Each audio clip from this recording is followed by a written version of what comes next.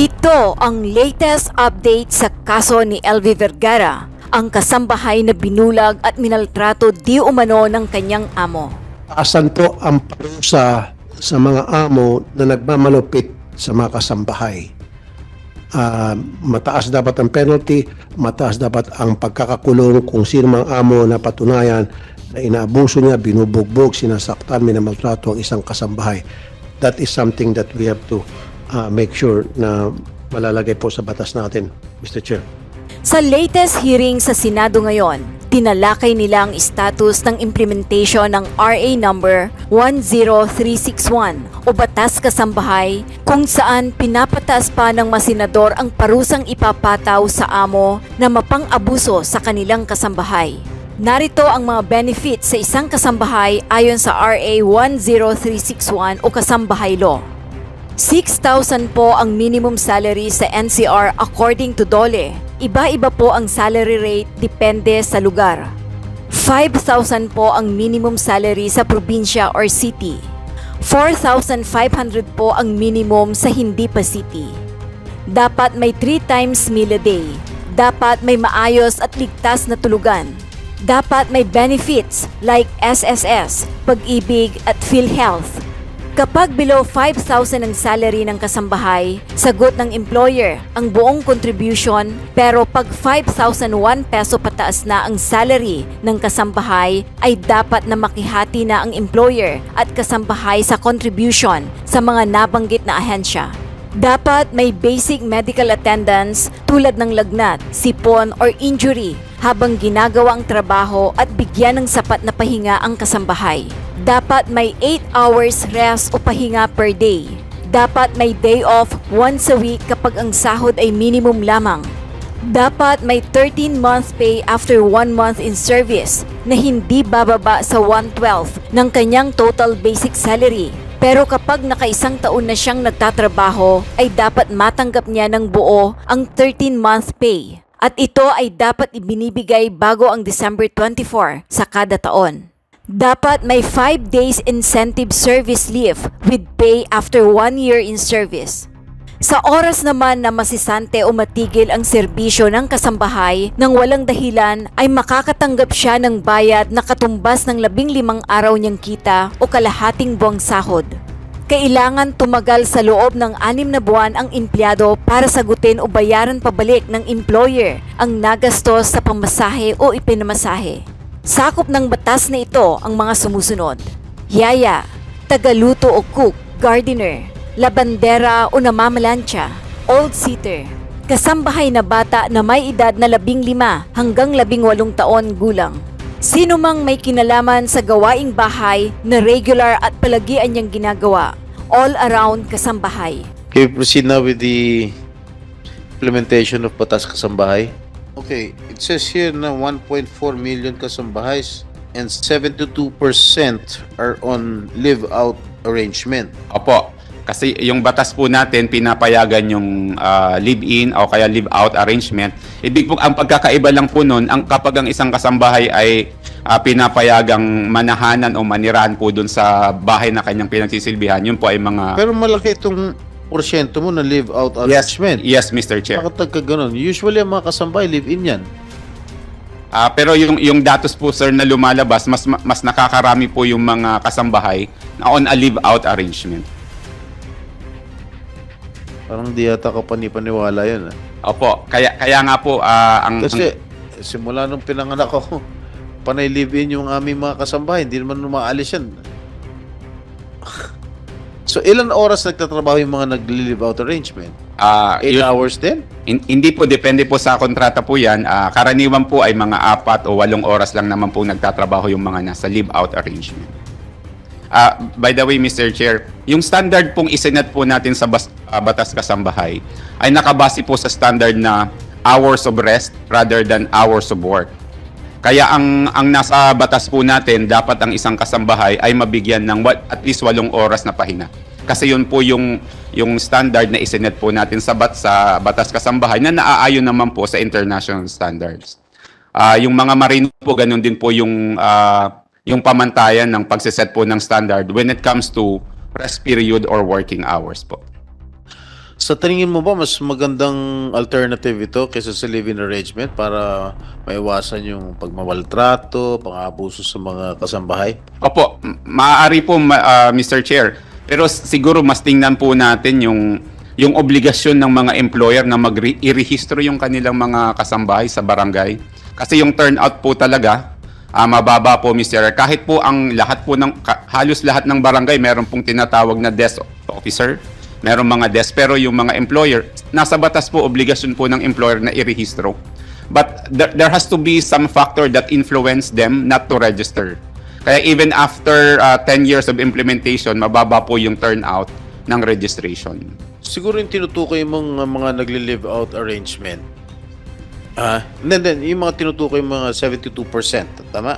Yung sa live out arrangement, mga kasambay. Siguro, these are the employers who belong to the middle class income. Am I correct? Or lower class income? Usual, opo, Mr. Chair, kasi ito po yung may kakayan.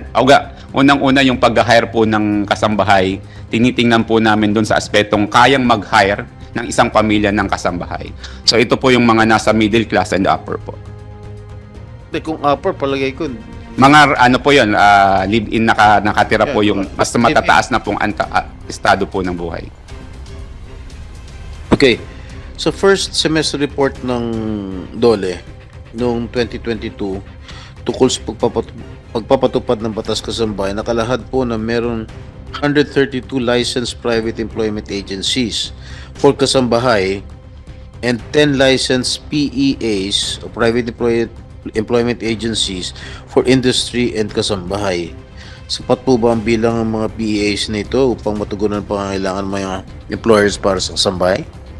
Mr. Chair, ang karanasan po natin sa mga amo o mga gustong mag-hire po ng kasambahay, mas preferred po nilang mode of hiring yung direct na pag-hire kaysa po idinadaan po sa mga agency. Ganun pa man po, kahit konti lang po yung idinadaan sa mga agency, meron po tayong regulasyon, meron po tayong licensing system para po yung mga ahensya na magre-recruit o magpi-place po ng mga kasambahay ay regulated po ng Department of Labor and Employment. Pero again po, malaki pong bahagdan ng aming nakitang datos ay ng mga kasambahay ay directly hired ng kanilang mga amo.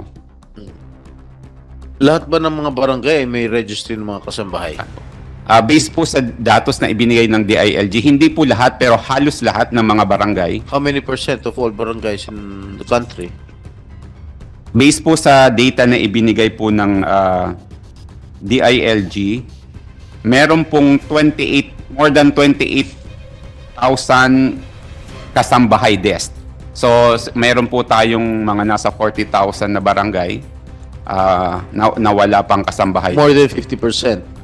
More than 50%. Malamang, Mr. Chair, ito po yung mga barangay na nasa rural areas na wala namang silang nakikitang registration ng mga kasambahay. But just the same, the law requires, nagpalabas po ng circular ang DILG noong 2013 po yun, reiterate po yun noong 2022 na kailangang i-intensify po yung registration ng mga kasambahay sa lahat po ng barangay. Dito sa Metro Manila, dito po sa Metro Manila, lahat naman po ay meron. Kasi ito po yung usual na area ng destination ng mga kasambahay na nare-recruit galing po sa mga probinsya. Ano yung mga klaseng informasyon na nagagather niyo sa mga kasambahay? Do you have any information? Karaniwan po sila po ay ini-endorse ng kanilang mga relative o relative na kasambahay na. Yan po yung nakikita po naming datos, kaya hindi po dumadaan karamihan sa agency. At yung datos din po namin, okay po yung pasahod, pero yung may kailangan po tayong strengthen o improve tungkol po dun sa social protection. Makikita po natin yung bilang ng mga nakarehistrong kasambahay sa SSS Filial ng Pag-ibig. Kung ikukumpara po natin dun sa bilang ng mga domestic workers, base po dun sa PSA survey, napakaliit po. Ito bang mga registry of kasambahay, nakakatulong ba ito sa mga para habulin o malaman yung mga pang-abuso ng mga employers? Yes, Mr. Chair. Kung maalala nyo po, nandito din po tayo nung dinideliberate po natin yung Senate Bill 78, Yun po yung kayo po ang nag-introduce noon. Doon po nanggaling ang Batas Kasambahay, Senate Bill 78. Isa po sa mga issue kung paano ma-enforce ng Department of Labor and Employment yung Batas Kasambahay ay yung inspection. Pero right there and there, sinabi po namin, may limitation po ang inspection, hindi po namin pwedeng pasukin yung mga tahanan. Dahil po may constitutional provision po tayo dun sa privacy po ng mga lugar na tirahan ng ating mga kababayan. Kaya po naisip po natin noon na magkaroon po na i-mandate yung registration ng mga kasambahay kasi sila po yung pinakamalapit na ahensya ng pamahalaan na pwede pong lapitan ng ating mga kasambahay. Pero bukod po nun, meron po kaming tinatawag na complaint mechanism. Kahit po pwede po silang lumapit sa mga barangay, pwede pa rin po silang mag-report sa Department of Labor and Employment. Ganon din po, pwede din po silang mag-report sa SSS Philiad and Pag-ibig. Patungkol naman po dun sa Mr. Chair, kasi I agree with you, kailangan nakaregister yung mga kasambahay sa barangay. Pero pari mo hindi nakaregister, ang suggestion ko, and again, pinapasalamatan ko po yung Commission on Human Rights kasi nung last hearing, meron po akong ginawang mga recommendation at inadapt nila. Yung magkaroon sana ng hotline sa mga barangay para doon sa mga in distress ng mga kasambahay, may namaltrato, inaabuso, pwedeng tumawag yung kasambahay doon para agad-agad dumating taga-barangay kasama yung mga pulis, isakluluhan yung kasambahay. Kasi madalas ako nakakatanggap ng balita, reklamo sa programa ko, Mr. Chair, mga kasambahay, sinasambunutan yung tugang ulo, minamaltrato, kung ano na pang ginagawang hindi na makatao. And then si kasambahay, binabaliktad pa kuminsan, yung pulis darating doon, and then kasama yung barangay, si kasambahay pa nakakasuhan. So dapat merong hotline na binibigay sa bawat kasambahay ang barangay na pwedeng tawagan ni kasambahay kapag siya ay hindi na magandang pagtrato sa kanya. So that's one, establish a hotline na takbuhan ng mga kasambahay. Opo, magandang panukala po yun. At isa pong issue para mas maprotektahan po namin. No, I'm not finished yet. Hindi pwedeng pumunta ang isang pulis sa bahay ng amo dahil sa tawag ni amo at inireklamo sa kasambahay. We should make sure na kapag merong reklamo laban sa isang kasambahay, dapat merong taga-barangay na yun ay magproprotekta sa karapatan ni kasambahay. Marami na ako alam ng mga insidente, si amo tatawag kay pulis, sabihin, ninakawan ako ni kasambahay, etc. Darating si pulis, agad-agad dinadala sa presinto and kulong na agad si kasambahay kahit na wala pang ebidensya. So this time, we will make it a law na pag inireklamo ang isang kasambahay, dapat meron doong taga-barangay. Kung kinakailangan, nandun agad ang public attorney's office kung this is a long shot. Pero siguro more on kasamang taga-barangay. Hindi pwedeng pumunta ang pulis na nireklamo si kasambay ng walang taga-barangay. And then number 3, yung bang qualified theft na punishment sa mga kasambahay, tanggalin na yan, kabalastugan na yan. Anong pinagkaiba ng mga kriminal sa pagbabansag ng bilang isang qualified theft ang isang kasambahay na nagnakaw kung ano man ninakaw sa kanyang amo? So kuminsan kasi, Mr. Chair, ginagamit ng amo yun para walang hiyain o balikan si kasambahay dahil si kasambahay gusto niya mag-move on, gusto niya umuwi, and then hindi siya nagkaintindihan ng kanyang amo, palalabasin na si kasambahay nagnakaw. At siyempre pag qualified theft yan, aba ay matinding parusa yan. So dapat wala na yung qualified theft na pwede maikaso sa kasambahay. Regular naman, kung talaga nagnakaw, ay di nag-theft lang, ba't palagi natin qualified theft na mas mataas ang parusa? Anong pinagkaiba doon sa mga ibang kriminal na nagnanakaw? Mas malalaki pang ninakaw at nahalaga. Theft lang ang kaso. Samantala si kasambahay, qualified theft ang kinakaso sa kanya. Yun po yung papasalamat ako na i-adapt to ng Commission on Human Rights. And then isa pa, alisin na po yung salitang domestic servant. Masakit sa tenga. Para bang alipin. So, hindi na dapat gamitin yung salitang yun. Doon po kasi sa provision ng Article 310 ng Revised Penal Code, ang tawag sa mga kasambay, domestic servant. So dapat hindi na natin adapt yung salitang domestic servant. And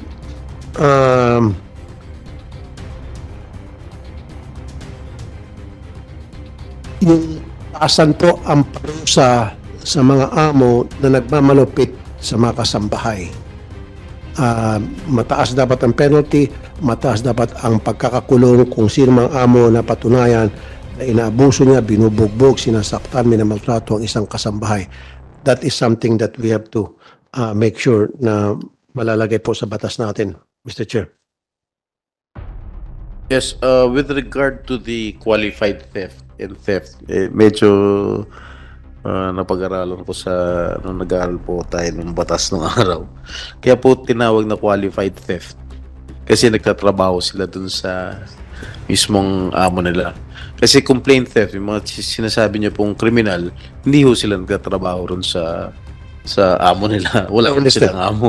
I understand, Mr. Chair. Pero ang ano ko kasi dyan, explanation ko naman ako, sarili ko, ginagamit po yan as a form of harassment. Because of that, maraming mga kasambahay na nabubulot po sa kulungan dahil sa napakasimpleng kaso. Kuminsan pinaplantahan pa. Ilang kaso na po ang natanggap ko sa programa ko sa Wanted sa radyo, si kasambahay, hindi naman talaga nagnakaw dahil hindi lang sila magkasundo ni amo, paplantahan po yung kanyang damit, yung kanyang bag, yung kanyang damit, ang kanyang bag ng mga relo, halimbawa, mga cellphone. Planted lang po yun. Si kasambahay, nakukulong. Dahil si amo mayaman, edi qualified theft yun. At mataas na parusa. Just imagine na hindi niya kinumit yung crime na yun at pinarusahan siya ng qualified theft. Di ba? I understand. Maraming ganung insidente, Mr. Chair. Si amo at si kasambahay hindi nagkakasundo. O si amo, sinaktan niya si kasambahay at si kasambahay magsusumbong na sa pulis dahil sa pananakit. Sasabihin ni amo, pag nagsumbong ka, kakasuhan kita. And then si kasambahay gusto pa rin talaga magsampa ng kaso, unahan ni amo, plantahan niya yung cellphone yung kanyang bag. So tapos magpapatawag ng pulis si kasambahay, ay si amo, si kasambahay kulong na, nauna pa. May mga pasa na si kasambahay, siya pa ang nakulong dahil dun sa qualified theft na yan. Yun. Nagagamit po yung kasong qualified theft against sa napakarami natin mga kasambahay. Yun po palaging ginagamit na armas, ammunition ng mga mapag-abusong amo na gusto maisahan si kasambahay. And then, it has also to be proven that ni kasambahay na inintrust sa kanya. Siguro that's another factor na para matawag talagang qualified theft. Halimbawa, sinabi kasambahay o kasambahay, itong cellphone ito, I entrust it to you upon you to make sure na hindi mawawala ito, na alagaan mo to. Paano kung hindi in-entrust kasambahan? Meron ko isang kaso, nawawala yung cellphone ng anak ni amo. Cellphone ng anak ni amo. So ngayon, ang nangyari, naging qualified theft. Ikinuha sa kasambahay. Malaman-laman lang later on na yung cellphone pala nung nawawala ng anak ng amo na misplaced lang nandun sa ilalim ng kama. Or kasambahay, qualified theft ang kinaso sa kanya. Yun po palagi ang ginagamit ng armas ng mga mapang-abusong amo na gusto mangharas ng kanilang kasambahay. So for me, it has to be changed. We will take note of your opinion and your inputs, Senator Rafi. In due time, maybe we can amend siguro, some of the Mr. Chair. provisions. Kasi walang pinagkaiba yan. Kasambahay. Paano po yung mga ibang talagang magnanakaw? Talagang sinadya nila magnanakaw at alamak na magnanakaw. Yes, lang pwedeng ipaso sa kanila. Samantalang si kasambahay, kailangan qualified. Ganun ba natin turingin yung alibasa yung maliit na tao? Pitik-pitikin na lang natin at gamitin natin ng kaso. I'm not referring to the laws that you guys passed, Mr. Chair. I think it's about time that we have to revisit the law para maging patas naman sa ating mga pobreng kasambahay na sila po ang naniliburan sa atin day in and day out. Nandiyan sila para sa atin, magkasakit tayo, sila nagluluto sa atin, namamalengke, naglinis ng bahay. So dapat mabigyan sila ng fair treatment kapalit ng kanilang napakagandang serbisyo sa mga pamamahay natin. Salamat po, Mr. Chair. Thank you, Senator Rafi. PNP, meron na ba nag-violate ng batas kasambahay? Meron ba kayong mga datos na pwedeng ipresenta sa amin? Yes, Mr. Chair, Your Honor, meron kaming data na for presentation po later. Pero Audio? ano to, sir, yung Video? Video presentation? PowerPoint presentation lang po, sir. Ito yung, sir, yung mga violations on yung RA 10361 lang, sir. Pero yung record na against kasambahay, wala po kaming data nun, sir. Minutes is your PowerPoint? 3 to 4 minutes, sir. Only? Yes, sir. Baka nagugutom na kayo. Sige. Please present it right now. Ready na? Presentation? Nasa, na, sir. Ito po yung PNP nationwide statistics on violation on RA 10361, otherwise known as the domestic workers, handled by WCPC, covering the period from calendar year 2026 to September 15 of this year. So we have a total of 46 cases, sir. 46 cases. As of the data shown, the PNP has recorded 46 total number of violations nationwide for the period from 2016 to September 2015. Ayun po yung pwede pong pakilakihan kasi para doon po sa Nakikita namin previous dito. slide.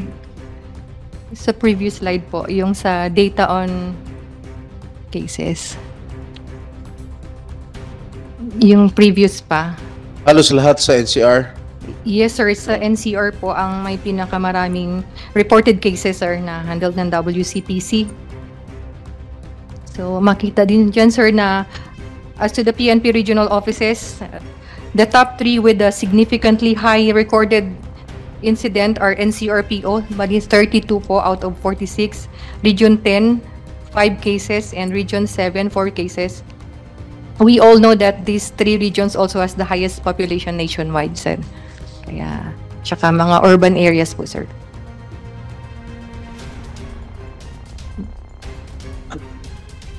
So ba yun? NCRPO. Cases ng kasambahay. Usually sa Metro Manila.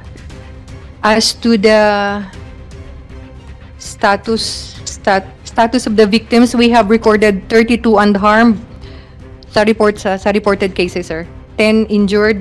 10 Yung sa mga injured, anong klaseng injuries? Physical, of course, physical injuries. Kasama na ba ito yung Sir, yung kay Ma'am LV, sir, kasi hindi siya reported sa PNP, so hindi siya recorded sa SIRAS namin, sir, kasi nag-report siya sa NBI. Mr. Chair, makasingit. So, Colonel, itong record ninyo ay base doon sa pag-report ng kasambahay sa PNP. So, may mga kasambahay din kasi na nag-report lang sa barangay at hindi na nakarating sa PNP. So, hindi included dito. Sir, hindi po included kasi ano yun po, yung lupo ng tagapamayapa muna sila, sir. Pero dapat kasama rin yan. Isama mo rin sila dahil victim din sila. Violence, victim sila ng pangkakarahasan ng kanilang amo. Dapat magtanong din kayo sa mga barangay. Mr. Chair, Your Honor, sir, ang kinikater lang namin yung lumalapit lang po sa stations namin. Okay. Pero kung pag-uusapan natin yung data tungkol sa pang-abuso at rescue ng barangay, siguro magkakaroon kayo ng hiwalayan data, pero sabihin nyo, ito yung mga nag-report sa amin, ito yung mga hindi nag-report. Para magkaroon lang kayo ng data. Para makita natin the big picture tungkol doon sa mga pang-abuso against sa mga kasambahay natin. Na baka mamaya meron doon sa barangay na gusto ng kasambahay na ipulso at sampahan ng kaso si pulis na nandun kayo at nagipag-usap sa kanila, lalakas ang loob nila, sige, ipulso ko yan. Hindi naman ako pinilit na ako ni Kagawad o ni Chairman makipag-ayos. Kasi kaibigan ni Chairman si Amo, ako yung kasambahay lamang. O pwedeng because nakialam kayo at nakiusap kayo doon sa barangay, magbagong isip ni kasambay, magsasampa pa ng kaso laban doon sa sobrang abusadong amo. Kasi there are so many instances, Mr. Chair, dating sa barangay, kuminsan, hindi naman lahat ng barangay, pinapanigan ni barangay chairman si amo. Remember nung last hearing natin dito? Pinapanigan ng mga taga-barangay si amo kasi si amo meron silang pakinabang. Meron silang benepisyo. Kasambay, wala. Kaya palaging dihado si kasambahay. So dapat magkaroon din kayo ng data. We will do that, Mr. Chair, Siguro, Your Honor. Colonel, mas maliit itong mga datos niyo. Kasi kung kukunin yung mga datos ng mga nagreklamo sa barangay, mga nagreklamo sa NBI, mas tataas itong kaso. Mga violators ng Yes, sir. batas ng kasambahay. Magkakaroon lang po kami ng data nito, sir, kung meron kaming coordination sa barangay. Pero hindi po yun parang included dun sa SIRAS namin sa record ng PNP kasi itong SIRAS namin, ito yung e-blotter. So pag hindi nagpa-blotter dun sa amin, hindi po siya recorded dun sa nationwide data ng PNP po. And that's the reason why you have to go to the barangay. Magkaroon po kayo ng coordination, makikipag-usap kayo sa mga taga ng barangay para malaman nila na there's such a thing na kayo pala ay Sa barangay po, data. meron po tayo, Mr. Chair, ng yung women's desk na manned by the barangay officials and the DSWD. Kaya ngayon sinasabi ko po, Colonel, may mga kasambahay na pinipilit na lang ni barangay chairman o nila kagawad na makipag-ayos sa amo na against her will, napipilitan na lang. Na gusto niya magsampa ng kaso doon sa amo, pero pinipilit na makipag-areglo. So doon sana kayo papasok, pag-coordinate kayo sa mga barangay, pag meron doon ng mga kasambahay na hindi naman maayos pala ang naging takbo ng proceeding, na pwede pa siyang umakyat sa PNP para i-demanda yung amo mo pang abuso. Mr. Chair, Your Honor, if I may proceed to my presentation, meron, even dito sa 46 cases na reported sa PNP, marami po din dyan na nag-settle, nag-amicable settlement na rin sila, sir. Kaya pag sa barangay level po, pag lahat ng kaso sa barangay, hahawakan namin lahat. Record purposes lamang Yes, sir, we will do that, sir. para sa record na para pag nag-report kayo ulit sabihin nyo ito, kunyari 100 ang nireport sa amin, Yes, sir. pero kung tutusin, meron pang Barangay. another 100 sa barangay. Yes, sir. From- All in all, 200 ang mga Yes. kasambahay na naabuso o ni-rescue. Para isa lang tatawagan kasi Yes, tatawag sa barangay, tatawag sa pulis, tatawag sa NBI. Dapat isa ng record, isa lang pwedeng tawagan na doon sa tatawagang ensyang yun, alam niya na lahat yung record tungkol sa mga pobreng kasambahay natin. Yes, sir, we will do that, sir. So we will be presenting data from the SIRAS of the PNP and the reported cases reported in the VAUSI of 42,000 barangay nationwide, sir. Ito pa, Mr. Chair, mayad ko, bago ko makalimutan. Balik tayo po dun sa qualified theft. Si kasambahay, nagnakaw ng cellphone, halimbawa ni amo, qualified theft. Pero qualified theft and then police kulong. Samantalang pag si amo, nagnakaw sa sweldo ni kasambahay, meaning hindi niya binigay yung sweldo ni kasambahay, which is pag nanakaw na para sa akin, hindi qualified theft yun at hanggang dole lang. Nakita niyo po yung disparity? Si kasambahay, nagnakaw ng cellphone, kulong ka, qualified theft yan, taas ng kaso mo. Pero pag si amo, nagnakaw ng cellphone ni kasambahay, ay nagnakaw ng sweldo sa kasambahay, hanggang dole lang siya. At hindi siya makukulong. Ibalik mo yung pera ni kasambahay na ninakaw mo, kina kayo, paluin na yung kamay mo. Doon nakikita ko yung hindi patas sa batas. Yun lang. You may continue. Thank you. Before that, Bago I'd like to kalimutan. acknowledge the presence of Senator Bato de la Rosa. Sir. Before you proceed, Colonel Schmidt, sir. Smith, Yes, sir. how'd you pronounce it? Schmidt, sir. Shit, ano? Schmidt. Schmidt mo. Smith. Yes, sir. Baros na lang, sir. Hindi, ano lang, Maricel na lang. Ano? Maricel, Maricel. sir. Yes, sir. Dun sa, remember, yung kasambahay, it comprises not only of yung mga yayas natin, Sir. kasama dyan yung mga cook, Cook, labandera, sir. labandera, hardinero, Housekeeper. okay, mga housekeeper, Yes, sir. okay, except yung mga drivers. Am I correct? Yes. Hindi, ako yung nag-ano ng batas nito, kaya alam ko. Yes, sir. Ilan dun sa mga na-biktima, yung mga nag-violate, involves yung mga yayas, mga cooks? Do you have any figures? Sir, as of now, we don't have the data, sir. Wala kayong ano? We will be submitting the data, sir. I-generate na lang natin, Kasi sir. hindi sa ako SIRAS. naniniwala na ito lang yung mga ito lang bilang ng mga violators ng batas kasambahay. Palagay ko mas marami ito kung i-collate ninyo yung mga kaso sa NBI, kaso sa ng barangay. Yes, sir. Sino ba dapat mamahala? Dapat meron kayong database, dapat meron kayong coordination sa TIL, sa mga barangays, NBI o whichever agencies. Kasi Yes. this is unbelievable. Itong mga datos ninyo. Dahil napakaliit nito. Biro mo, 10 years na itong batas nito, ito lang ang mga violators. I don't believe. Hindi ko naniniwala. Di ba, is it possible na lahat ng mga concerned agencies, yung PNP, NBI, yung mga barangay, na mag-submit ng regular report on the number of cases involving itong mga violators ng kasambahay? Kahit sa dole man lang i-submit yung inyong report para magkaroon tayo ng datos yung mga report kung ilan yung mga violators ng batas na ito. Because if we will just rely on the police without relying on the information of the NBI and without relying on the information of the barangays, hindi natin malalaman kung ilan talaga yung nagva-violate ng batas nito. So how can we formulate or improve this existing bill? Diba? Sige, proceed with your presentation. Next slide, please.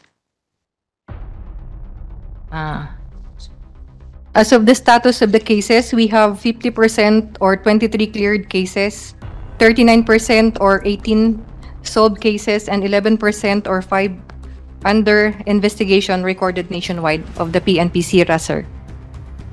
Or the e-blatter. Okay, makasingit lang mabilis ulit na Colonel Smith. Yes, sir. Okay, meron kayong record tungkol sa mga kasambahay na inaabuso. Wala ba kayong record tungkol sa mga pulis na nag-abuso ng mga kasambahay? Meaning, ang dami nito. Ako, meron kong record sa sarili sa programa ko na si pulis, sa halip na tulungan si kasambahay, makakamit ng hustisya, si kasambahay ang pinakulong pa. Dahil sa pakikipagsabuatan sa amo, dapat meron din kayong datang ganun. Sir, we have, sir. We do? You do? Yes, sir. Then, Sige nga. very good. I-present mo sa amin yan. Yung last part, Gusto ko makita ilan ng pulis ng abuso ng kasambahay. Yung inapi ang kasambahay.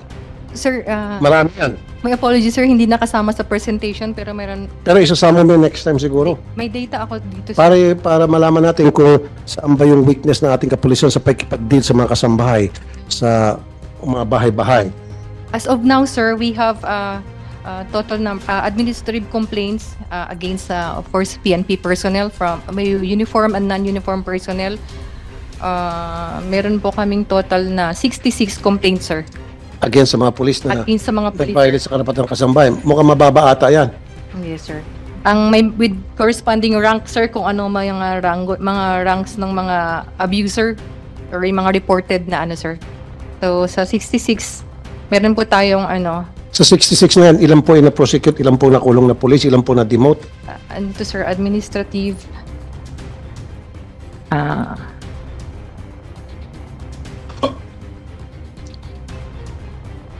Nasa ano pa lang, sir, nasa under evaluation. Under evaluation, heck no. Hindi dapat.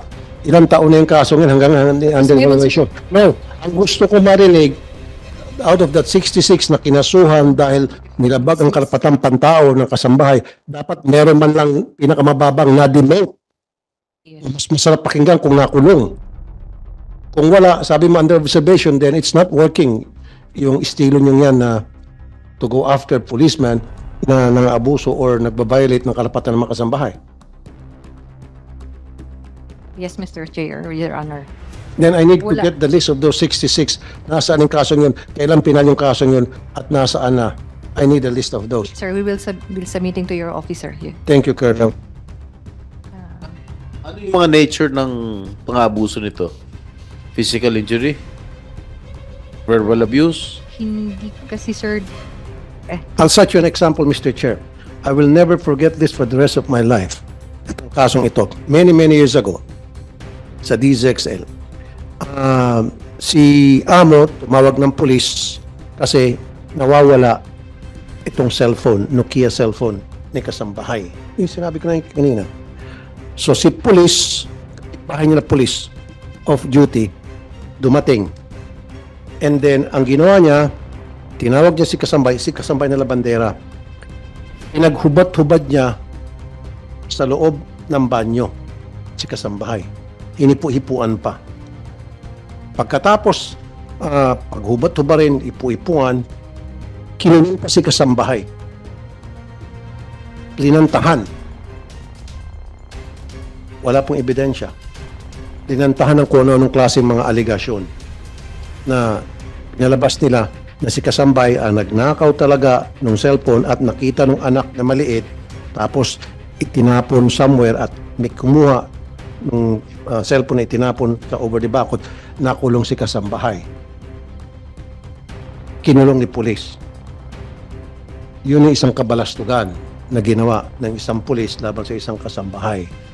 Kaya ang sinasabi ko kanina, noon, wala nang pulis pupunta sa bahay ni Amo dahil sa reklamo ni Amo tungkol sa kanyang kasambahay, kung ano man yung reklamo na yun, nang walang kasamang taga-barangay. Hindi na pwede yun. Kasi si pulis, madali niyang mamaniobra at matwist yung reklamo, di ba, laban sa kasambahay in favor of the complaining Amo. Yes, So, sir. again, balik tayo dun, Madam, ha? Yung tanong ni Mr. Chair, anong mga kaso ito? At very interested talaga ako, ano na nangyari sa kaso? Meron na bang na-demote? Meron Sa bang dito nakulong? na nadala ko ngayon, sir, meron na dato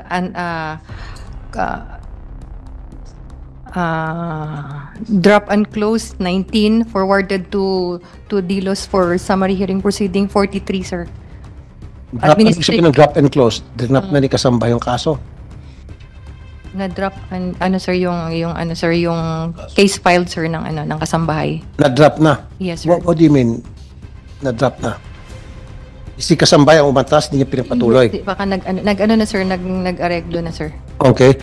Tapos ngayon itong 43, sir, for summary hearing proceedings para ma-determine kung yung Okay. penalty. Pero yung mga kasong yun, gaano na katagal na hawak po ninyo na inireklamo? Ilang taon na, ilang buwan, ilang dekada, ma'am? Ito, sir, yung 2016 hanggang 2016, current present, sir. 17, 18, 19, 20, 1, 2, 3. 7 years na, summary proceedings pa rin. Kasi kasambahay. Pero kung yan ay mayaman na tao ang nag-file against sa police, baka si police nasa Muntinlupa na. Pero dahil kasambahay ang nagkaso, summary proceedings pa rin kahit 7 years na.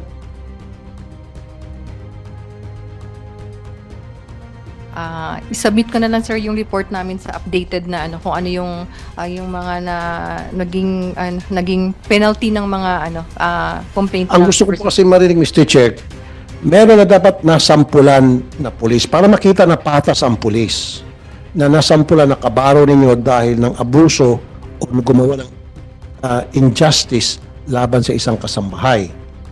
Dapat merong na-demote man lang. But I doubt kung meron. We will submit Kasi report. kita mo, 7 years na hanggang ngayon, summary proceedings pa rin. That has to be investigated. Di ba, lalo na kayo po ay anti-violence against women and children, kasama po yung makasambahay. Dapat kayo mag-pursue doon, kayo mag-push. Sabihin nyo, mga kabaro, ano ba nangyari? 7 years na, wala pa rin ba tayong masampulan dyan para maging guwapo tayo sa media? We will do it, sir. We will. You'll do it. So, gusto ko, next year, or not what next year, in the next few days, magbigay kayo sa amin ng data kung ano yung pinaka-status na nitong mga summer proceedings na ito, nasaan na. Mas maganda kung mapakinggan kung meron po na-demote dahil sa paggagawa ng injustice laban sa isang kasambahay. Kasi dito makikita natin na patas ang batas, patas ang PNP. Kasi sabi ko kanina, ulitin ko for the second time, pero kung ang nagreklamo dyan ay mayaman na tao laban sa pang-abuso ng isang pulis o injustice na ginawa ng isang pulis sa isang mayaman tao, sigurado ako wala pa 1 taon demoted o sibak at kulong pa si pulis. Dahil kasambahay, 7 years, 10 years pa siguro, hanggang sa madrop. You follow me po, Ma'am Colonel? I-review namin to yung mga cases na ito, sir. Thank you, Colonel Maricel. Mr. Chair, salamat po. Are you still going to proceed with your presentation? Uh, Kasi for me, kung ako tatuloy, I will dispense with your presentation kasi kukunti pa lang itong mga violators under your yung mga datas na ibibigay mo sa amin. Gusto ko kasi yung lahat nationwide, including the complaints coming from the NBI and the barangay. Yes, Mr. Chair, we will be including the next presentation, sir, from the barangay and from other law Makukuha enforcement nyo agencies. kaagad? We will coordinate, sir, kasi isa lang kami sa law enforcement agency, ang NBI, so we will coordinate, sir. Sa barangay, Barangay, sir, we have to coordinate with the LGU, sir. nationwide. Nationwide, sir, so Ay, dapat... may liga naman sila, liga ng mga barangay. Siguro you can ask the president of the liga ng barangay. Pero mga liga-liga yan eh. Mr. Chair, Senator ba to? di ba yung data ng barangay, captured niya ng SIRAS natin? Hindi po, sir. Hindi siya captured. Yung siras natin, sir, yun yung e-blatter. Kung ano lang po yung na-blatter sa stations nationwide, yun lang po yung ang data na naka-record sa ating siras. So far, wala kayong kinukulik na data from the barangay? As of Kanilang- now, sir, wala po. Wala talaga. Wala, sir. Even, sir, yung kaso nung kay Manang LV, wala po tayo wala po yun sa siras natin, sir, kasi NBI po yung nag-report, sir, hindi sa police station natin. Nagkaroon lang po ng data yung personality dun sa PNP dahil dun sa police na narinig niya sa tindahan. Kaya nagkaroon po na Sergeant, yun yung Lisa, sir. Yung presentation mo kanina, ano ang diferensya nung crimes cleared at saka crime solved? Yun Pag yung... cleared, ano yun? Nakasuhan, tapos pag solved, konbiktado, Na-convict or na-dismiss, sir, yung sir. solved May yun. conviction, yes, sir. Ang Conviction. cleared, nakapile ang kaso. Nakapile ng kaso, sir. Okay. Thank you, Mr. Chair. So, gusto ko lang, sir, sana ipakita yung sir, na yung doon sa 46 out of 46 cases reported, 21 nga doon po, sir, ang amicably settled. Even doon nakapag-file, sir, nakapagpa-blatter. So doon pa lang sa 46 cases, 21 din, sir, nag-settled amicably. Okay. So how That much did more not po reach the parang- courts. Hindi, sir. Yung nagsettle amicably. Yes, Of sir. course, they Hindi did po not. naka-reach ng court, sir. The rest reached the courts already. Tingnan ko, sir. Sorry, sir. Mr. Chair, Makaad, habang naghahanap siya ng mga information, marami akong mga naengkwentong kaso na napipilitan yung kasambahay makipag-settle pagdating po sa police station at yung police pa mismo ang gagawa ng agreement. Yung police pa mismo ang gagawa at susulat doon kung anong napag-usapan at si kasambahay pagpapapirmahin na lang. Dahil si kasambahay kapos sa pinag-aralan, pipirma kahit na hindi niya alam kung ano nakalagay doon, hindi niya naintindihan. Kaya nga paulit-ulit ko siyang sabi sa mga pulis, hindi dapat kayo maging tagapag-areglo ng mga away o gulo dapat sa barangayan. In so many cases na yung mga pulis po ninyo na mamagitan sa aregluhan, dapat hindi, police station yung mismo. Maraming insidente ang mga pulis sa mga police station ninyo. Yung mga pulis nyo, mga investigador ninyo, ang namamagitan sa aregluhan between the amo and the kasambahay. Hindi lang po sa amo kasambahay, maging sa mga motorista, alam mo, driver or rider against dito sa kabanggaan niya mayaman na may-ari ng sasakyan, etc. So yan I suggest ko sa inyo, from now on, hindi dapat mamagitan sa aregluhan ang kapulisan ninyo sa lahat ng klaseng kaso. Pero siguro, Mr. Chair, Senator Tulfo, mas importante dyan yung siguruhin ng police na yung pamamagitan nila ay wala silang pinapaboran. Dapat gano'n. Kasi kung minsan kasi nagmamadali yung both parties. Naging station commander din ako eh. Magmamadali yung both parties, sir. Ayos na kami, sir. Wala na problema. Sigurado kayo. Okay na kayo. O sir, baka pwedeng ariglo na lang kami, sir. Eh, ganito na lang usapan. So, para to dispose with the case right away, gano'n na ginagawa ng investigador. Amicably settle sila. Blatter doon. Hindi naman pipirma yun yung aggrieved party doon sa police blatter kung talagang hindi siya satisfied. So in that case, I agree with you. Totally. But in that case, dapat merong presence ng Public Attorney's Office. Kasi kung puro police lang, napiprecious kasambahay, napipirma na lang, o kung sino man yung pinapakiusapan na makipag-areglo na lang. Kasi wala siyang representation eh. Kadalasan, humingi ng areglo yung offender na mas nakakataas. Diba? Pero So, ngayon, itong isa na nagreklamo, mapipilitan na magpirma na wala naman siyang representation, hindi niya alam kung ano pa yung mga karapatan niya. Yeah, I agree. Ibang usapan yun kapag napilitan. Iba talaga usapan yun pag napilitan. Sana yung pulis rin, konsensya rin yung pulis na gumagawa ng ganun, na agrabyado pa yung isa, napipilitan lang dahil nga sa ginagawa ng pulis na tumutulong doon sa isang side. Kaya nga sabi ko, mas maganda sana kung talagang nasa gitna ang pulis, no? Wag talaga siya mag-side. Yun lang sa akin kasi kung minsan para bang disservice din yan sa complainant, both parties kapag, sir, reglo na kami, sir, okay na kami, sir, mag-uwi na kami, baka pwedeng ipirma na kami dyan. Sabi ng pulis, hindi kami pwede mag-reglo sa inyo, dahil bawal yan. Sabi rin na, ano ba itong pulis na ito, hindi mo kaya aksyonan yung aming napagkasunduan, di ba? Ganun din ang nangyari minsan. Tama, Mr. Chair. But I agree with you, dapat Tama. talaga walang sinisay. Pero in that case, with the presence of the Public Attorney's Office, parang lumitaw, kasama yung Public Attorney's Office sa aregluhan. Yung Attorney's Public, yung PAO representing doon sa nagrabyado, ang kasama sa na magitan na para hindi po maging dehado yung kasambahay kung sino man yung mas mababa na nagreklamo against doon sa kanyang inireklamo. Mr. Chair, if I may, sir. Go ahead. Kagaya sir sa mga liblib na barangay o sa probinsya kagaya sa amin sa Capiz, ang mga kasambahay dun sir kadalasan kakilala within the barangay or next barangay din or kamag-anak.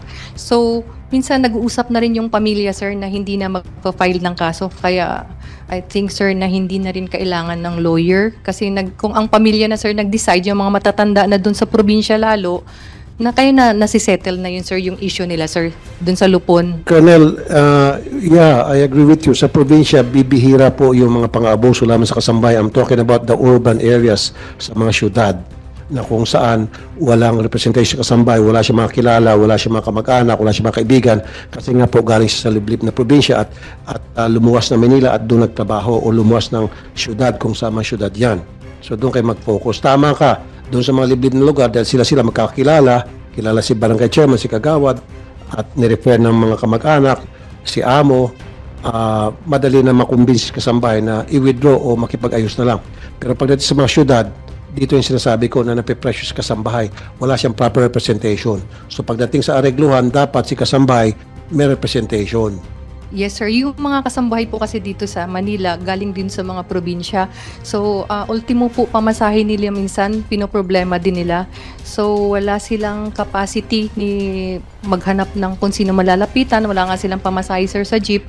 So, kung tatawag yung makipag-areglo dun sa pamilya, para kung hindi naman ganun ka-severe yung kung hindi violent sir ang hindi ba pang-aabuso na physical, kaya siguro nagsisettle na lang sir sa level nila sir. Pag halimbawa may pumuntang kasambahay sa pulis, kunyari hindi siya pumunta sa barangay, dumiretso sa pulis, may mga ganun insidente, di ba? Dumiretso sa inyong kasambahay.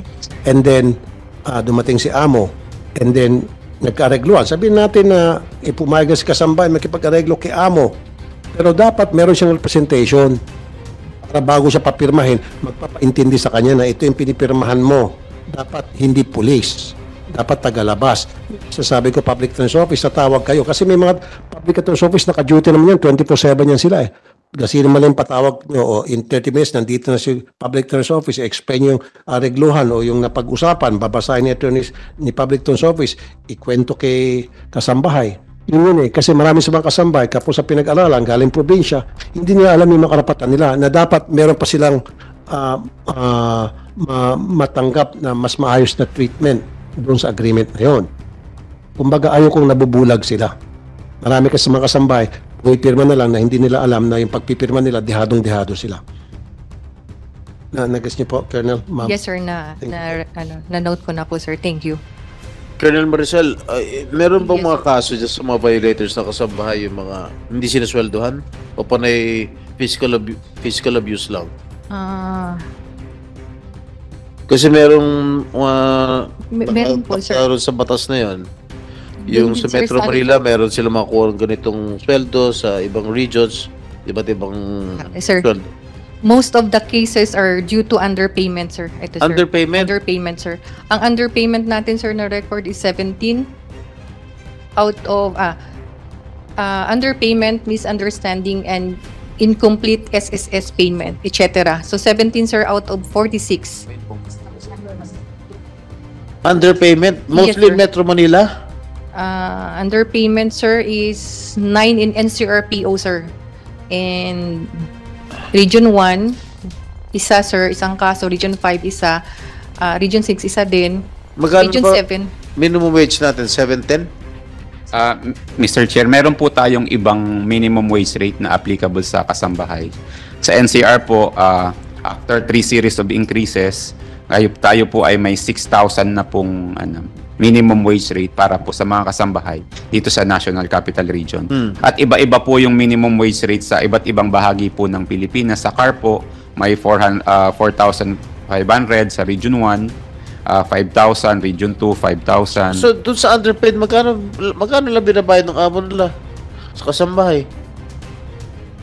Wala pa akong record data ngayon. Pero as experience kasi, sir, sa amin, I assume that's less than 6,000 pesos. sir, sa Region 6 po, sa Iloilo at sa Capiz, before po nagkaroon ng 4-piece, ang kasambahay po is 5,000. Ngayon nasa 8,000 na po ang sweldo ng kasambahay. Sa Region 6, sir. Ha? Iloilo. Region 6, sir. Iloilo. Region 6. Kasi wala na pong makuhang katulong ngayon, sir. Kahit 12 nga, sir, pinapagpapatulan namin. Ano ba yan? Panay? Panay Island, sir. Panay Panay Island. Negro, sir. Bacolod, Iloilo, Guimara. 8,000 na yung pinakamababa. Yes, sir. May 12 pa nga po. Mas mataas pa sa Metro Manila. Kasi wala na, sir, makuha, sir, eh. Mr. Chair, Yeah. pwede matanong kay Yusek Yes, Mr. Chair. Binavidis? Yes, Mr. Chair. How about 4A? Ah, Sa 4A ako nakatira eh. Sa Baka mali yung sweldo ko sa Opo. ko. Kano sa 4A?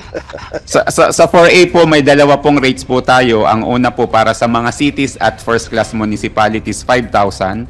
Doon po sa rest of the municipalities, 4,000. Pero, Mr. Chair, ito po yung minimum wage rate. Hindi po ito yung average wage rate sa isang region kasi yung po ay dinidikta ng market. Katulad po nung sinabi po ng ating kasamaan sa PNP, sa kanila, 8,000 na. Kasi 6,000, sir, 200 ba per day lang po, eh. Or above the minimum wage. So, Correct? sineset lang po natin yung minimum wage rate but there is no bar or prohibition between the parties Yes. to stipulate for a Careful higher wage agreement rate. na lang yun. Kung Opo, gusto ng opo. amo na mas mataas ang sweldo ng kasambahay. Tama po. Mr. Chair, Yes, Mr. therefore, ako ang complainant ngayon. Overpayment pala ako. 10,000 yung sweldo ko ng katulong ko eh. Mr. Ito lang, 4A. 5,000 po. 5 o 10 yung 5,000 binibigay ko. So, overpayment ako. Doble binibigay mo. Mr. Chair, mali. napakabait pong amo ng ating member. Pero More blessings to come to you.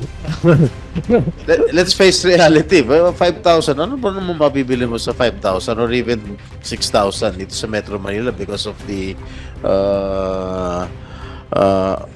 high prices of the basic commodities? Ano lang mabibili mo? Papadala pa ng pera sa probinsya yan. 6,000 pesos.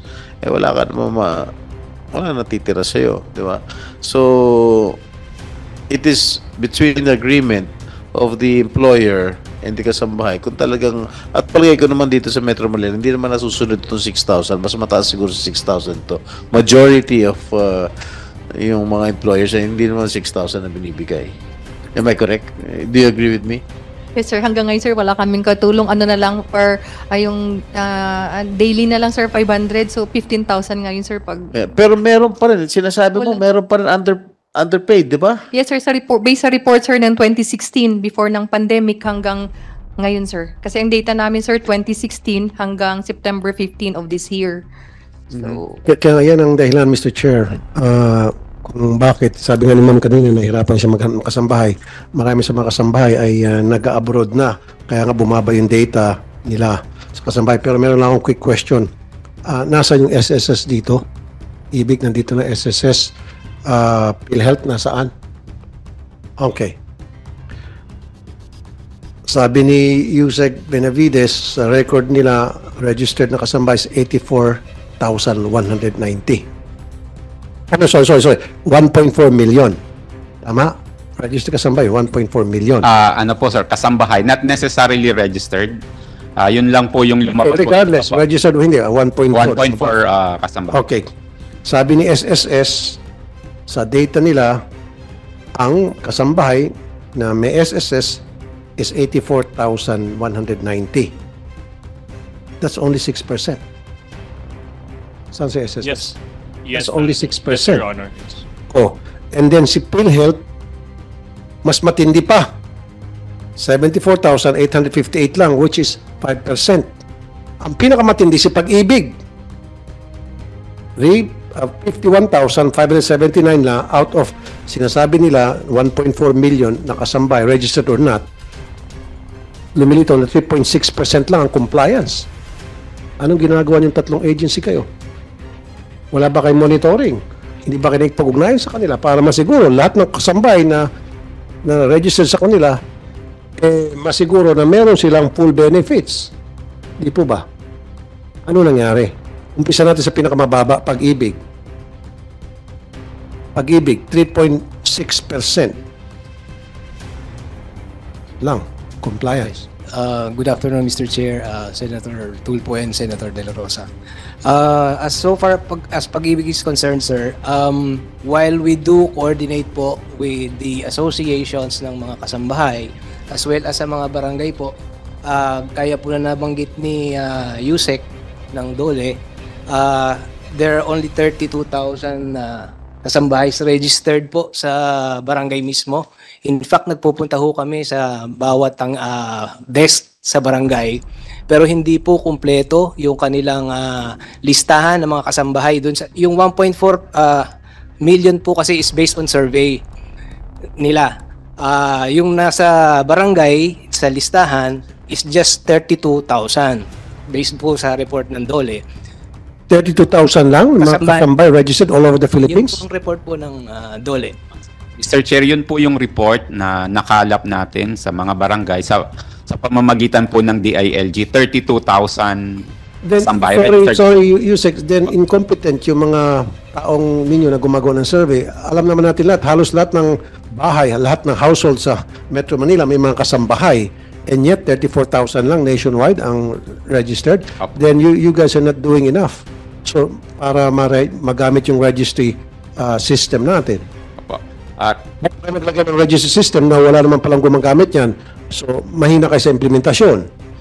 Kaya nga po yung kaninang nabanggit ko, ito po yung isa sa mga bahagi na kailangan pa po ng improvement kasi ang obligasyon po to register sa mga barangay ay nakaatang po sa mga employer. So, katulad po nung nabanggit ko kanina, baka And in that case, let me cut you short. In that case, si barangay mag-house to house na lang.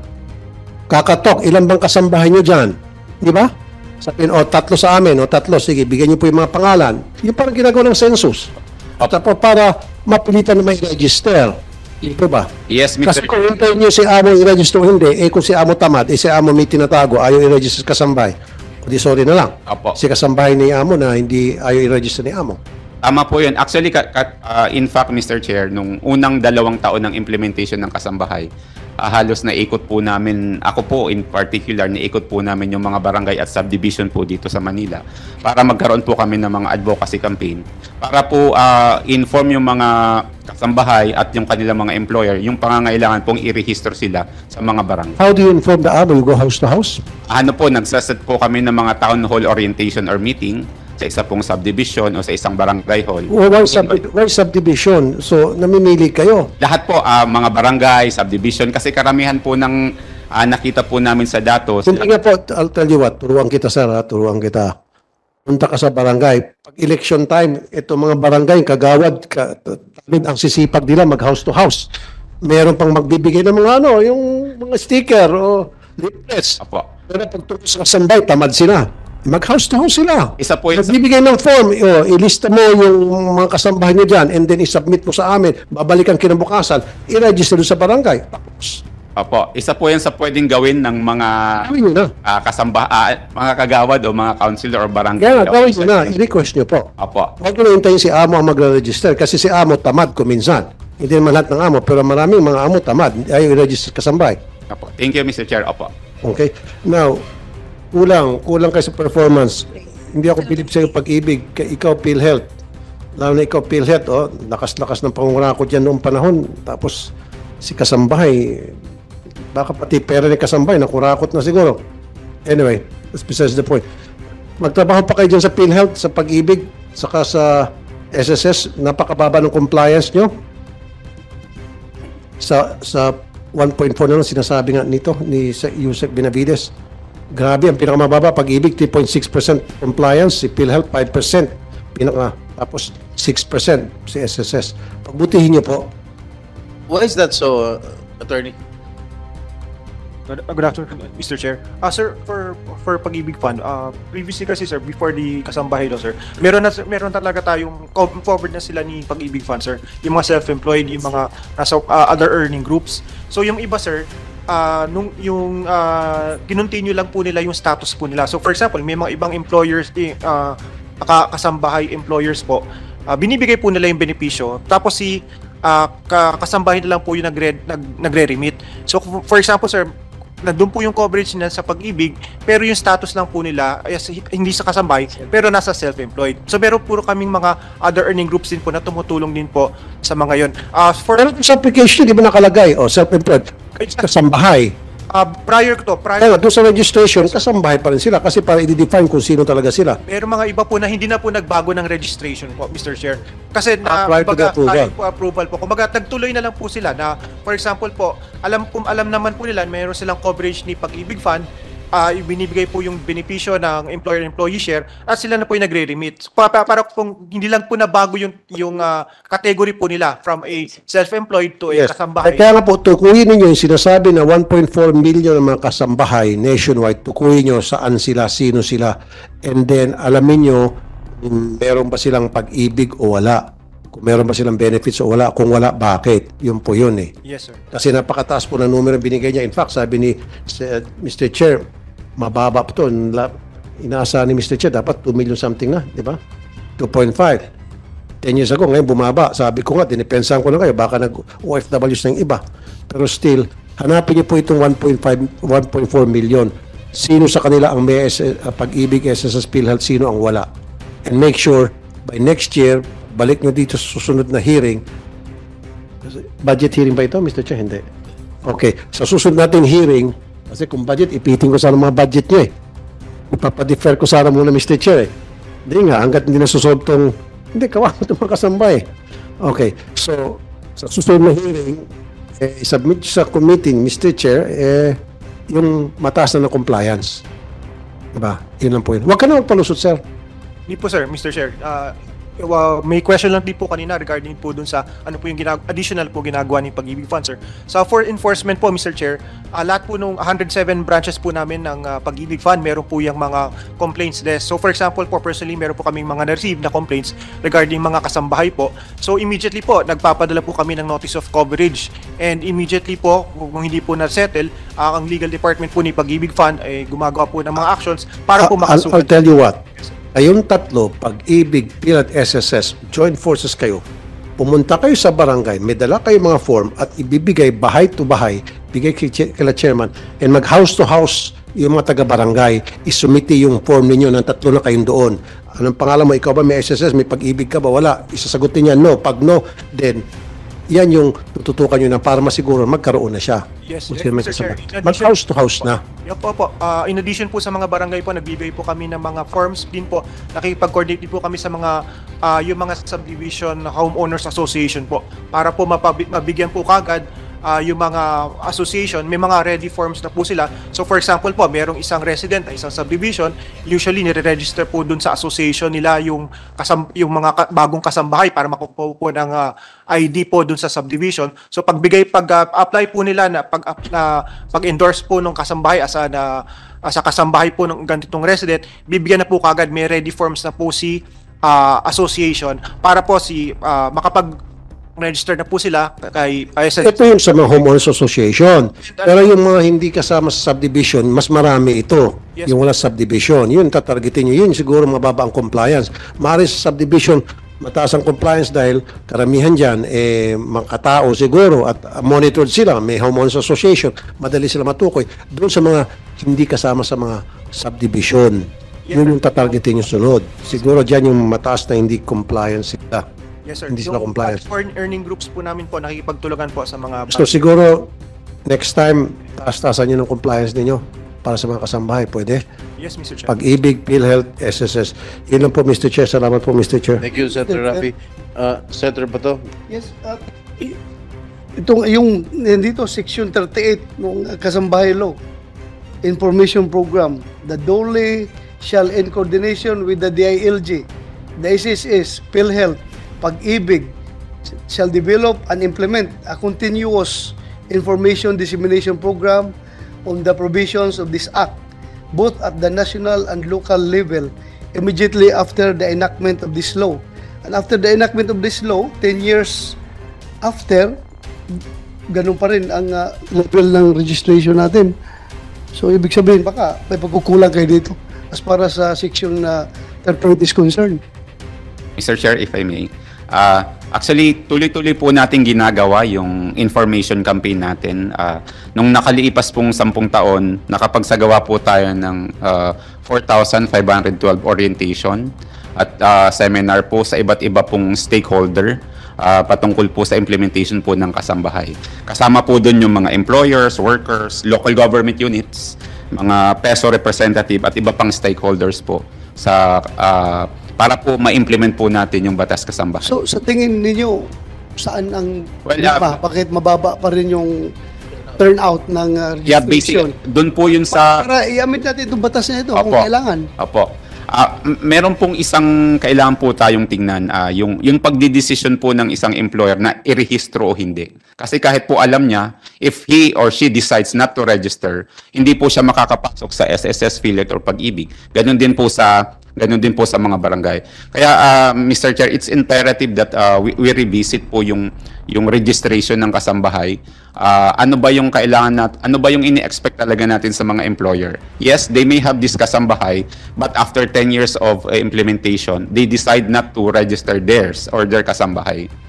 Baka kasi very fluid kasi yung situation sa baba. Opo. May kasambahay na hanggang 2 months lang. Tama po yun. O 3 months. Opo. So, tingin rin siguro ng employer, useless mag-register ako ngayon. After next month, mawala na naman ito.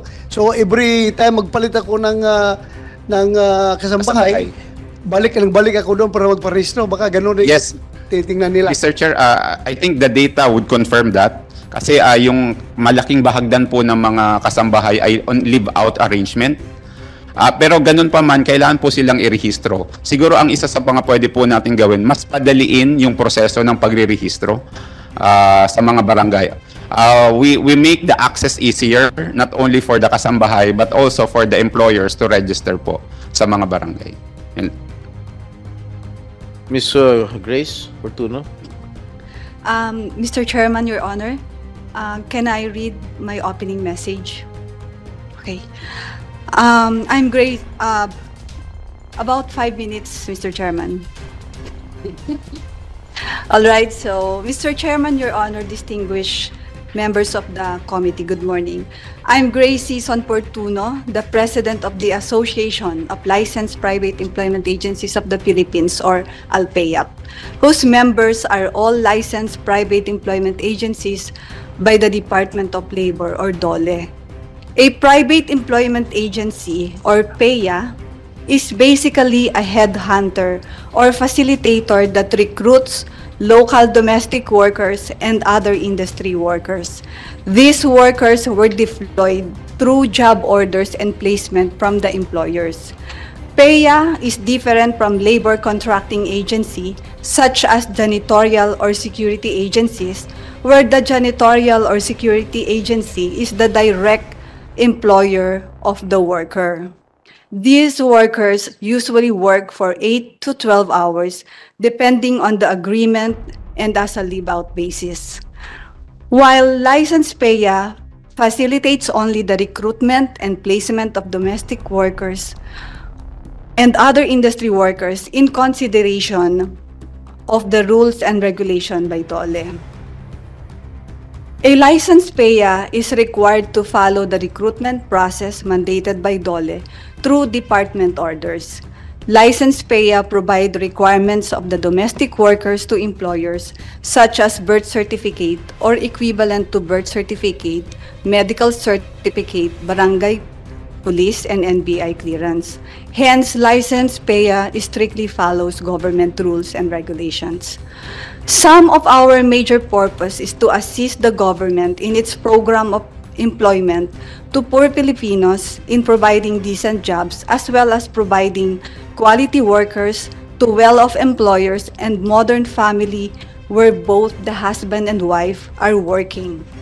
We also aim to encourage domestic workers to work locally instead of going abroad, where chances of abuse from their foreign employer is quite high, and in some cases destroys the family and their children's future due to lack of close supervision from their parents. The Republic Act number 10361, known as the Batas Kasambahay, mandating the DOLE in the implementation of the said law is a good initiative by our lawmakers to ensure the protection and welfare of local domestic workers. However, there are some provisions that we like to recommend for revision for the benefit of both the domestic workers and employers, because I believe that in order to implement this law, a balanced and equal protection should be implemented.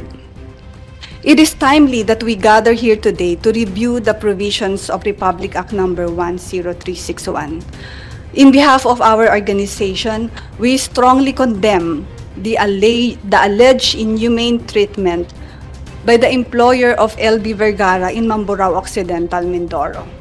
It appears that the hiring of LB Vergara by the employers was not done through legitimate PEA, but on a direct hire. The members of our organization are committed to protect the welfare of both kasambahay and employers so that there will be a harmonious relations between them. This responsibility is valid on the duration of the contract, which is usually 6 months, after which the worker is free to continue their employment if agreed by both parties, and our agency has ceased its responsibilities. Based from our observation, I would like to state some of the concerns of the stakeholders. Number one, there are some employers who is up to now do not follow in paying government benefits based on the law, because there are some domestic workers who are not sincere in their employment. They abandon their duty without proper notice. They are not committed to satisfy their employers based on the agreement that was discussed in the hiring process. Some only work for a short time and because of the immediate need of money, but the service they rendered is sometimes quite unacceptable. Number two, there are still poor Filipinos who can't afford to get their birth certificate due to difficult system in late registration. Although they have alternative requirement in applying as kasambahay, equivalent to birth certificate, these are voters ID, baptismal certificate, but they cannot still avail the benefits from SSS, PhilHealth, and Pag-ibig in the absence of the birth certificate from PSA. Number three, there are many unlicensed recruitment agencies doing business without required license. These unlicensed agencies are not usually following government regulations that destroy the image of licensed PEA in general. These are few of our concerns. We already submitted copy of our insight last August 29 in the amendment of the Kasambahay Law. We propose the hiring of domestic workers should be coursed through licensed PEA, just like the hiring of domestic workers abroad, where the workers undergo a pre-employment orientation, briefing to the domestic workers and the employers about their rights and responsibilities, since the domestic workers are rendering a very important job and should have the confidence of the employers. Licensed PEA conduct lectures on the job and security. They also undergo on-the-job training, assessment, and were observed on their behavior, technical know-how, and work habits during the entire stay in the agency accommodation prior to deployment. In addition, licensed PEA acts as the arbiter when there are disputes or disagreements between the kasambahay and the employer, because the licensed PEA is mandated to protect both of them. This good practice, which is required by law, is not being done by the unlicensed employment agencies, which are now increasing in numbers and cause unsettled problems between the domestic workers and employers. Okay, It's timely that we think or act to professionalize the industry by revising some of the existing provisions and full implementation through the help of the licensed PEA. We can also include in the amendment strict government actions against illegal recruiters. We are happy that we are part of this initiative to review and to recommend a balanced and equal solutions to the concern of both domestic workers and employers. Lastly, Mr. Chairman, we respectfully propose to revise the existing law to an act instituting policies for the protection and welfare of both domestic workers and employers. The act shall be known as the Domestic Workers and Employers Act or Batas Kasambahay at ng Tagapag-Empleo. Thank you, Mr. Chairman.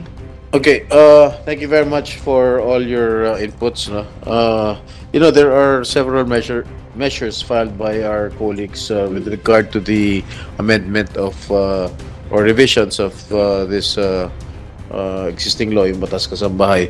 And we will conduct another hearing with regard to the amendments, and maybe we can invite you once again sa separate hearing dito sa Batas Kasambahay. Alright? And because of the lateness of the hour, medyo mag-session pa kami at 3 o'clock. I would like to thank all of you for... Yes? May may sasabihin presentation? Hindi pa po kami nakasubmit ng position paper, Mr. Chair, pero ginagawa na po. Nais ko lang pong magpahayag sa hanay po ng mga kasambahay.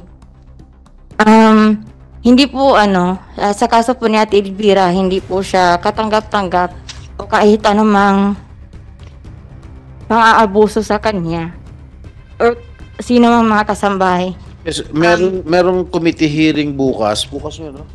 Alas 9 sa Committee on Justice and Human Rights.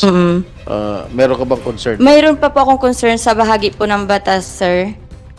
Mabilis lang naman po siguro ito. Ang nakikita po namin kasi sa pagpapatupad ng batas kung bakit po maraming mga kasambahay ang hindi po siya nabigyan ng benepisyo dahil po unang-una po ay hindi po siya binibigyan ng kontrata ng kanyang employer. Tapos yung maliban po dun sa registration ng kasambahay, marami pong mga kasambahay po talaga na hindi binibigyan ng kontrata. Tapos sa hanay naman po ng PIA, sir, ay nag-orient sila, inaano nilang batas, pero doon po pagsisigurado po sana na yung mga kasambahay ay na dumaan sa kanila ay mabibigyan ng benepisyo ay hindi pa rin po nabigyan ng benepisyo. Dahil po may mga agency po, tama po si ma'am, na hindi po nila binibigyan ang mga kasambahay ng benefits na hindi iniobliga si employer. Kumbaga pera lang po ang binibigay. Mahalaga po kasi ito kasi ang mga kasambahay ay kailangan nila ng pensyon sa kanilang pagtanda, security, financial security. Tapos yung submit mo na lang yung position paper mo sa po. amin, ha? Yung mga sinasabi mo, you just formally put it in writing and you submit it before this committee. Sige po. Okay? At doon sa mga sinasabi niyang mga concerns, siguro kinakailangan ng ayuda ng DOLE. Kasi kulang na din tayo sa information dissemination. No? Kasi marami rin mga, let's face it, marami pa rin mga amo na hindi nire-register talaga yung mga kasambahay nila sa mga barangay. Siguro it can be of help. No? And dun sa PNP, I suggest that you have some data sharing together with the barangays and the NBI. No? Para makulate nyo, malaman nyo kung ilan talaga yung mga kasambahay na nagtatrabaho ngayon. Kasi the figures are quite unbelievable. Kasi sinabi ni Yusek Benjo na nakaregister lang sa kanila is 1.4 million kasambahay. Whereas when I was crafting this law, when we were crafting this law, umaabot na ng 2.5 million yung mga kasambahay natin. So, malaki yung disparity, you know?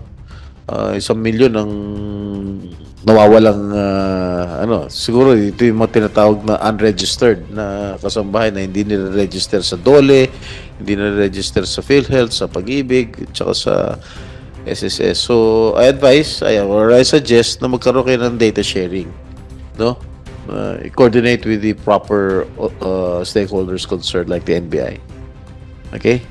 So, maraming salamat sa inyong report regarding the implementation of Batas Kasambahay, and we are expecting more proactive and collaborative initiatives from the concerned government agencies para masiguro na lahat ng ating mga kasambahay ay mabigyan ng proteksyon at maayos na kondisyon.